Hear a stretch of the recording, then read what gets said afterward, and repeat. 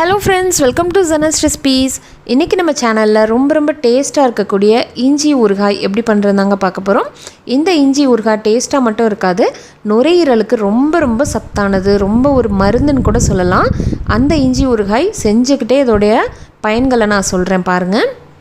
இப்போ இஞ்சி ஊறுகாய் பண்றதுக்கு அடுப்புல ஒரு கடாய் வச்சிருக்கேன், நல்ல வெயிட்டான கடாயா. இப்போ இதில் வந்து 1 டேபிள் ஸ்பூன் அளவுக்கு கடுகு, 1 டேபிள் ஸ்பூன் அளவுக்கு வெந்தயம். கடுகில் வந்து உளுந்து சேர்த்துடக்கூடாது, உளுந்து சேர்க்காம நம்ம வெறும் கடுகு மட்டும் எடுத்துகிட்டு ரெண்டையும் மிதமான ஹீட்டில் வச்சு நல்லா வறுத்துக்க போகிறோம். எல்லா விதமான ஊறுகாயிலையும் இது போல் வெந்தயத்தையும் கடுகையும் நல்லா வறுத்துட்டு போட்டால் அதோடைய சுவையும் வாசனையும் தனியாக தெரியும். இப்போது வெந்தயமும் கடுகும் நல்லா இந்த போல் டிப் டப்புன்னு வெடிக்கும் பாருங்கள். கலரும் நல்லா மாறி வந்துருச்சு, அப்படியே ஒவ்வொன்றா வெடித்து செதுரும். அந்த நேரம் வர்ற வரைக்கும் வறுத்துட்டு இதை வந்து இன்னொரு பாத்திரத்துக்கு மாற்றி வச்சுட்டு ஒரு 10 நிமிஷத்துக்கு ஆற வச்சிடலாம். இந்தளவுக்கு வறுப்பட்டதுக்கப்புறம் தனியாக எடுத்து வச்சுக்கோங்க. இப்போ மறுபடியும் இதே கடாயை ஹீட் பண்ணிக்கலாம். கொஞ்சம் போல், அதாவது ஒரு 1/2 ஸ்பூன் அளவுக்கு மட்டும் ஆயில் ஊற்றிக்கலாம். ஆயில் நல்லா காஞ்சிருச்சு. இப்போ பார்த்திங்கன்னா நான் ஒரு 1/4 கிலோ அளவுக்கு இஞ்சியை தோலை எடுத்துட்டு இது போல் ஒன்று பாதியமாக நறுக்கி வச்சுருக்கேன். இதை வந்து நம்ம எப்படியும் அரைக்க தானே போகிறோம், அதனால் ரொம்ப ஷேப்பெல்லாம் நறுக்க தேவையில்லை. 1/4 கிலோ இஞ்சி தோலை எடுத்துடணும். கண்டிப்பாக தோலை எடுக்கணுமான்னு சொல்லிட்டு நிறைய பேர் கேட்பீங்க. தோலை எடுத்துடணும். இஞ்சியுடைய தோல் வந்து உடம்புக்கு கெடுதல். ஒரு 2-3 நிமிஷம் மிதமான ஹீட்டில் வச்சு வதக்குனிங்கன்னா இது போல் நல்லா கலர் செவந்து வந்துடும். இப்போது இது போல் நல்லா கலர் செவந்து வந்துருச்சு. இப்போது அடுப்பை அமர்த்திட்டு இதை இன்னொரு பாத்திரத்துக்கு மாற்றி வச்சுக்கோங்க. இந்த அளவுக்கு முருகுச்சுன்னா உங்களுக்கு இஞ்சியோடைய அந்த கசப்பு வந்து தெரியாது, சாப்பிட்றதுக்கு நல்லாயிருக்கும். அதுக்காக தான் வதக்கிறது. இப்போ இன்னொரு பாத்திரத்தில் மாற்றிட்டு ஒரு 10 நிமிஷம் வாக்கில் ஆற வச்சுக்கலாம். இதுக்கிடையில் நம்ம ஏற்கனவே வறுத்தோம் இல்லையா வெந்தயமும் கடுகும், அதை வந்து நல்லா பொடி பண்ணிவிட்டு எடுத்துகிட்டு வந்துடலாம். ஒரு சின்ன மிக்ஸி ஜாரில் போட்டுக்கோங்க. பெரிய மிக்ஸி ஜாரில் போட்டிங்கன்னா அரைக்காது.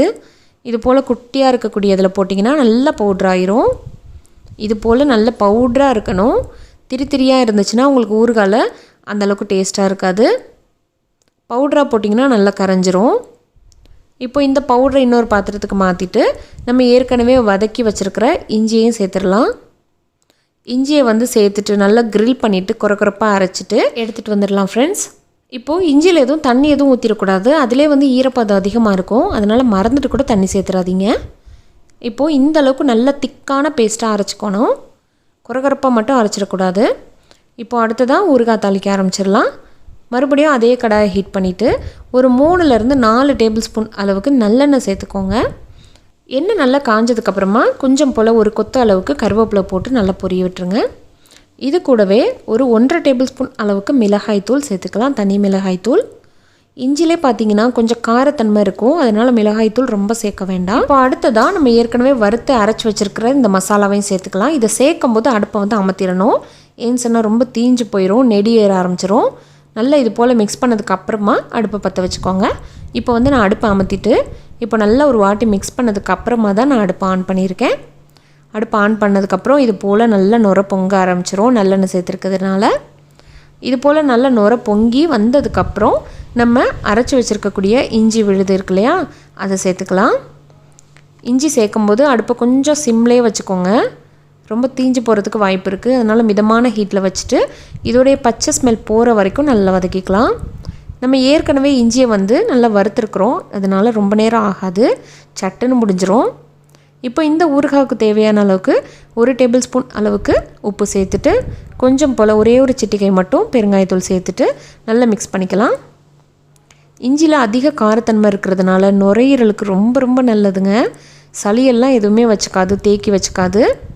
இப்போ இதில் வந்து குட்டி நெல்லிக்காய் சைஸில் புளி வந்து திக்காக கரைச்சிட்டு ஊற்றிக்கலாம். புளி கண்டிப்பாக சேர்க்கணும், இல்லைனா உங்களுக்கு ஊறுகாய் வந்து ரொம்ப ஒரு மாதிரி காரத்தன்மையாக இருக்கும்.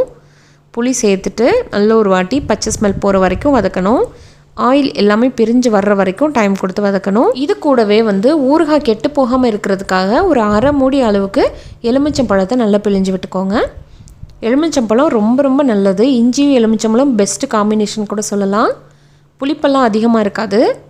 இப்போ ஆயில் நல்லா பிரிஞ்சு வர்ற வரைக்கும் வதக்குனதுக்கப்புறம் இதில் வந்து ஒரே ஒரு டேபிள் ஸ்பூன் அளவுக்கு நாட்டு சர்க்கரை சேர்க்குறேன். இது வந்து சுவைக்காக மட்டும்தான், டேஸ்ட்டுக்காக சேர்த்துக்கலாம். நாட்டு சர்க்கரை இல்லை அப்படின்னா வெல்லம் கூட சின்ன துண்டு அளவுக்கு சேர்த்துட்டு நல்லா ஒரு வாட்டி மிக்ஸ் பண்ணி விட்டுக்கலாம். இப்போ ஆயில் எல்லாமே பிரிஞ்சு வந்த வரைக்கும் இதை வந்து வதக்கணும். ஆயில் பிரிஞ்சு வந்துருச்சு அப்படின்னா ஊறுகாய் ரெடி ஆயிடுச்சுன்னு அர்த்தம். இப்போ வந்து அடுப்பை அமர்த்திக்கலாம் ஃப்ரெண்ட்ஸ். இப்போ டேஸ்ட் பண்ணி பார்க்கலாம். உப்பு, காரம், கொஞ்சம் லைட்டான இனிப்பு எல்லாமே கரெக்டாக இருக்குது. நல்லா ஆறுனதுக்கப்புறம் தான் இதை வந்து நம்ம ஸ்டோர் பண்ணணும். பிளாஸ்டிக் பாட்டில்லையோ அல்லது கண்ணாடி பாட்டில்லையோ அல்லது சில்வர் பாத்திரத்துலையோ ஸ்டோர் பண்ணிக்கலாம். ஈரமான ஸ்பூன் எதுவுமே போட்டுறக்கூடாது. 1 மாதம் வரைக்கும் நீங்கள் இதை வச்சு சாப்பிட்டுக்கலாம், கெட்டு போகாது ஃப்ரெண்ட்ஸ். இந்த இஞ்சி ஊறுகாய் நுரையீரலுக்கு ரொம்ப ரொம்ப நல்லதுங்க. நுரையீரலில் இருக்கக்கூடிய சளி எல்லாத்தையும் வெளியேற்றிடும். இன்னும் பெரியவங்களுக்கு ஏற்படக்கூடிய அஜீரணம், அந்த வாயு தொல்லை எல்லாத்துக்குமே பெஸ்ட்டு ஒரு ரெமடின்னு கூட சொல்லலாம். இந்த ரெசிபி பிடிச்சிருந்துச்சுன்னா லைக் பண்ணிவிட்டு ஷேர் பண்ணுங்கள் ஃப்ரெண்ட்ஸ்.